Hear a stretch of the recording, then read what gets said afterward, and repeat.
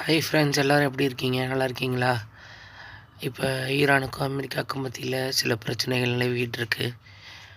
நம்ம ரீசெண்டாக நடந்த ஈராக்கில் நடந்த தாக்குதல் பற்றியும், அதுக்கான அமெரிக்க தலைவர் ட்ரம்ப் என்ன பதில் கூறியிருக்காரு அப்படிங்கிற சில வீடியோக்களையும் தொகுத்து நம்மளோட குவைத் ஃபார் யூ சேனலில் ப்ரெசென்ட் பண்ணியிருக்கோம்.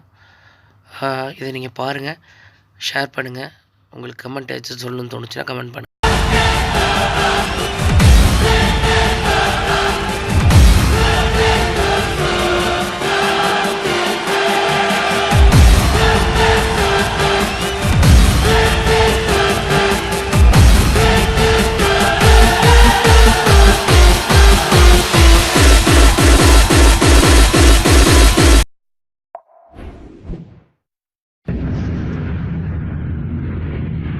Hostilities between the U.S. and Iran reaching new levels Tuesday night.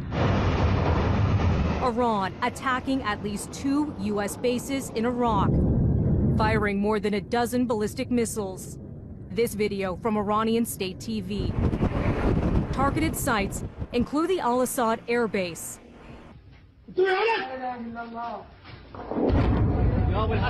Blasts can be heard in this footage, believed to be filmed at that base. In December 2018, Donald Trump visited American troops at that same air base in Anbar province. A statement from Iran said the fierce revenge by the Revolutionary Guards has begun, and it's warning the U.S. not to retaliate.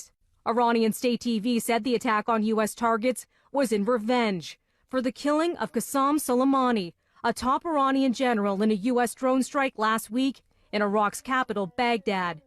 The U.S. president says he authorized that strike to prevent imminent attacks on Americans. Yeah, a lot of questions are being asked in Washington and across America about... Hours before the latest escalation, Trump was asked in the Oval Office if the U.S. is prepared for attacks from Iran. We're prepared. We're totally prepared. And likewise, we're prepared to attack if we have to, as retribution. The U.S. Department of Defense confirming the missiles were launched from Iran and tweeting in part, as we evaluate the situation and our response, we will take all necessary measures to protect and defend U.S. personnel, partners, and allies in the region. Closer to home, in a statement from the press secretary for Minister of National Defense, Harjit Sajjan, says Minister Sajjan is with senior leadership in the Canadian Armed Forces and the Department of Defense. The minister is monitoring the situation closely. Before Iran's fresh strikes on U.S. targets, the Canadian military revealed it's temporarily moving some troops due to security concerns. The update coming Tuesday from the Chief of the Defense Staff, General Jonathan Vance, in a letter addressed to families of Canadian soldiers about the now paused efforts in Iraq that fall under Operation Impact and the Canada-led NATO mission training local forces in the fight against ISIS. In the letter, Vance says over the coming days, some of the roughly 500 military members in Iraq will be moved temporarily to Kuwait. He explains, simply put, we are doing this to ensure their safety and security. The move follows a similar withdrawal by Germany and other allies who've reduced the number of their troops in Iraq. And another development Tuesday, a stampede breaking out at a funeral service for Soleimani, killing dozens and injuring many more. The stampede happened in Kerman, Soleimani's hometown. It wasn't immediately clear what caused the chaos at the ceremony for the Iranian commander's burial. For City News, I'm Melissa Duggan. And here we have President of the United States to address the nation and the world. As long as I'm President of the United States, Iran will never be allowed to have a nuclear weapon. Good morning. I'm pleased to inform you the American people should be extremely grateful and happy. No Americans were harmed in last night's attack by the Iranian regime. We suffered no casualties. All of our soldiers are safe, and only minimal damage was sustained at our military bases. Our great American forces are prepared for anything. Iran appears to be standing down, which is a good thing for all parties concerned and a very good thing for the world. No American or Iraqi lives were lost because of the precautions taken, the dispersal of forces, and an early warning system that worked very well. I salute the incredible skill and courage of America's men and women in uniform. For far too long, all the way back to 1979 to be exact, nations have tolerated Iran's destructive and destabilizing behavior in the Middle East and beyond. Those days are over. Iran has been the leading sponsor of terrorism, and their pursuit of nuclear weapons threatens the civilized world. We will never let that happen. Last week, we took decisive action to stop a ruthless terrorist from threatening American lives. At my direction, the United States military eliminated the world's top terrorist, Qasem Soleimani. As the head of the Quds Force, Soleimani was personally responsible for some of the absolutely worst atrocities.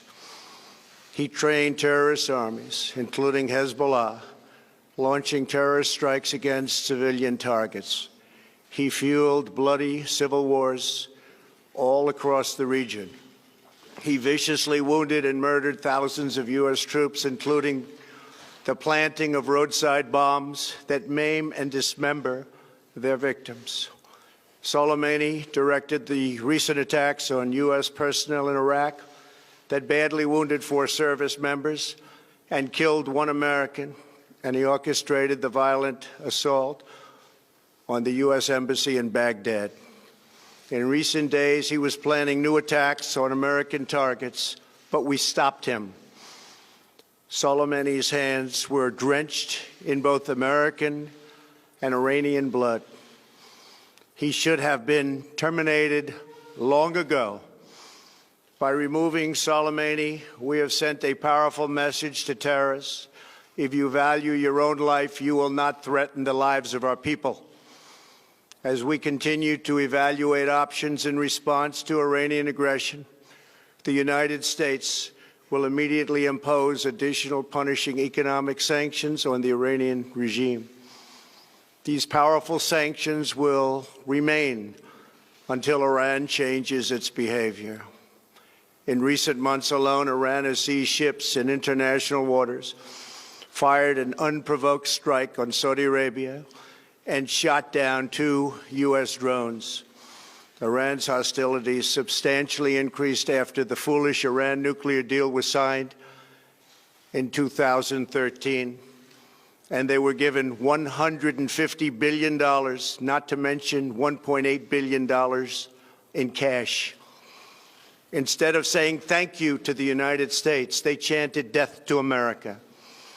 In fact, they chanted death to America the day the agreement was signed. Then Iran went on a terror spree, funded by the money from the deal, and created hell in Yemen, Syria, Lebanon, Afghanistan, and Iraq. The missiles fired last night at us and our allies were paid for with the funds made available by the last administration. The regime also greatly tightened the reins on their own country, even recently killing 1,500 people at the many protests that are taking place all throughout Iran. The very defective JCPOA expires shortly anyway and gives Iran a clear and quick path to nuclear breakout. Iran must abandon its nuclear ambitions and end its support for terrorism. The time has come for the United Kingdom, Germany, France, Russia, and China to recognize this reality. They must now break away from the remnants of the Iran deal, or JCPOA.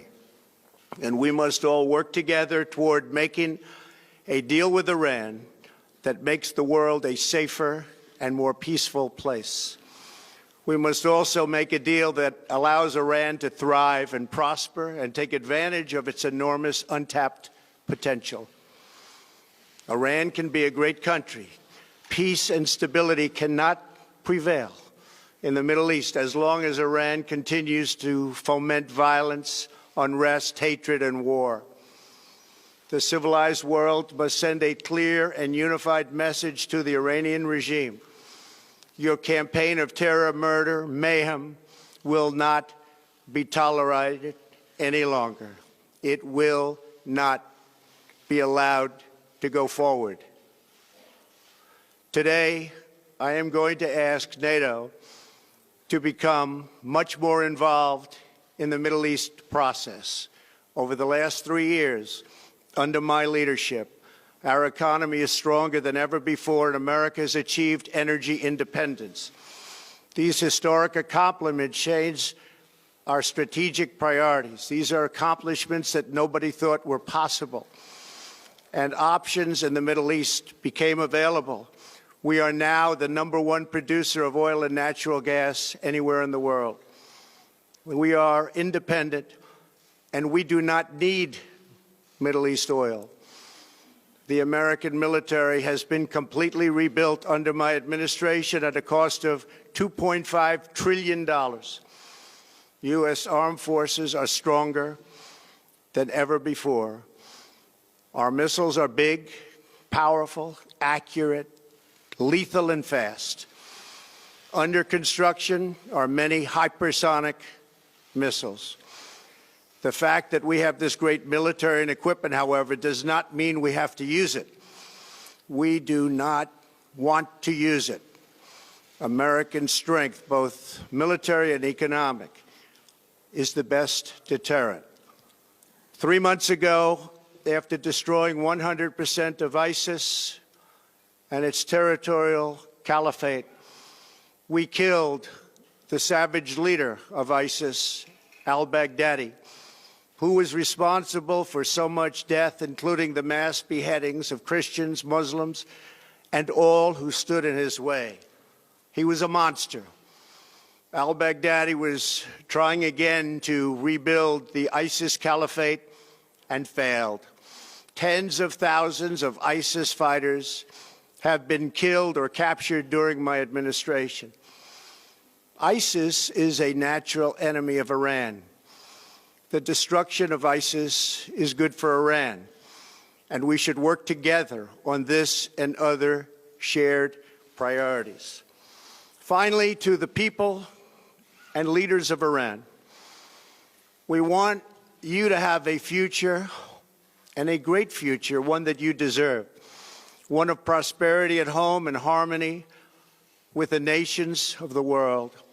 The United States is ready to embrace peace with all who seek it. I want to thank you, and God bless America. Thank you very much. Thank you. Thank you. And that is the response that the world was waiting to hear from the President of the United States. Gloria Borger, let me bring you in. What's your reaction? Well, my reaction to this is, first of all, that the President made it very clear that he intends to continue and invoke more economic sanctions against Iran. This was not a call for negotiation. This was a president who believes he is dealing from strength and said, we are going to double down here to a great degree. I think it was interesting that you saw all the generals arrayed behind him during this kind of a speech. We do not see that when the president delivers what is considered a political speech to the nation, but they were standing there, and we have not seen that in the past.